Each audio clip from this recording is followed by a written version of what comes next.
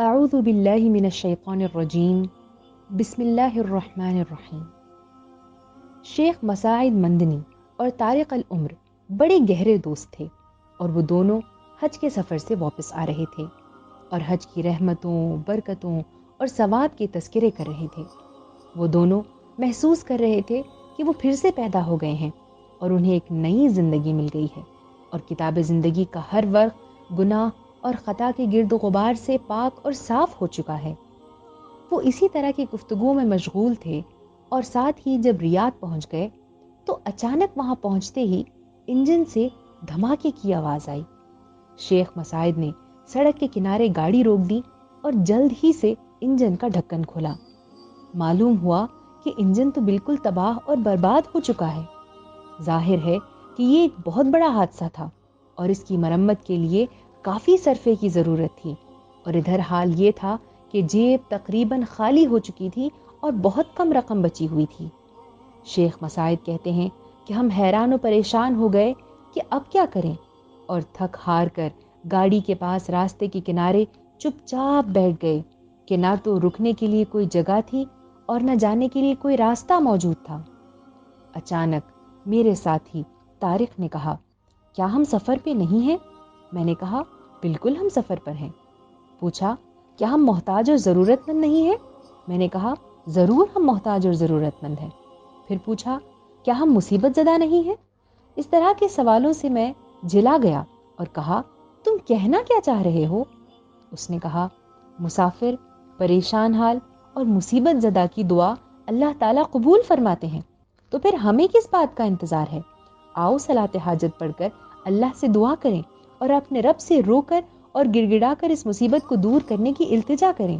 مجھے اس کی اس ایمانی حرارت سے خوشی ہوئی اور ہم اس ذات کی طرف متوجہ ہو گئے جس کے ہاتھ میں زمین و آسمان کی کنجیاں ہیں، اور ہماری زبانیں دعا اور حمد و ثنا میں مشغول ہو گئیں۔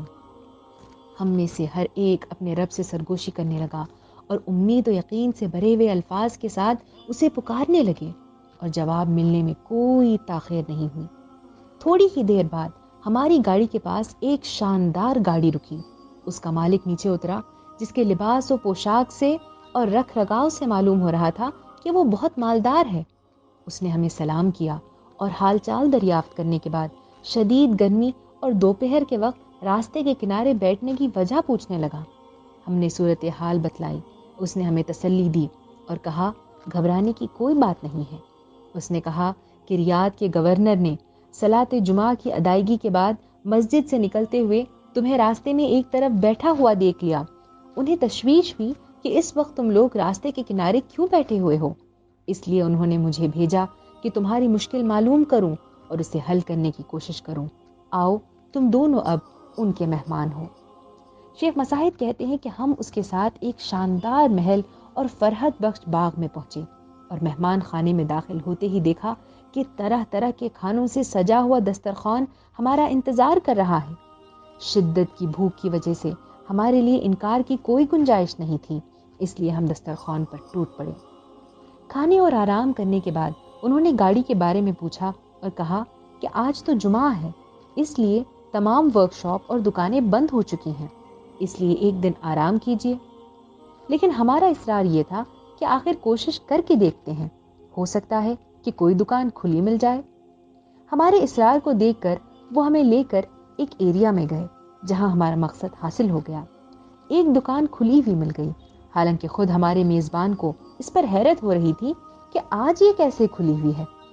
گورنر کے خرچ پر ہماری گاڑی بنائی گئی اور ہم ان کا شکریہ ادا کرتے ہوئے وہاں سے رخصت ہو گئے، اس لیے کہ جو لوگوں کا شکریہ ادا نہیں کرتا وہ اللہ کا بھی شکر گزار نہیں ہوتا۔